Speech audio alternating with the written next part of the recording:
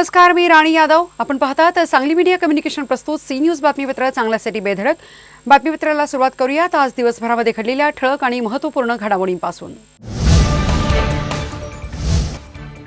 सांगली ते रामदास आठवले यांचा सर्वपक्षीय सत्कार.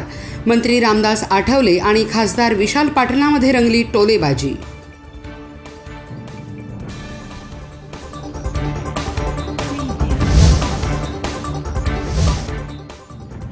वड्डी सरपंच पोटनिवडणुकीत चोरशीने 82% मतदान. राजू वजीर आणि रुपाली मगदूम यांच्यात थेट लढत.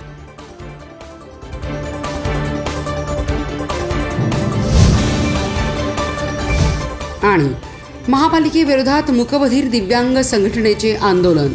कार्यालय जागेसाठी केलेली मागणी प्रलंबित ठेवल्याचा केला निषेध.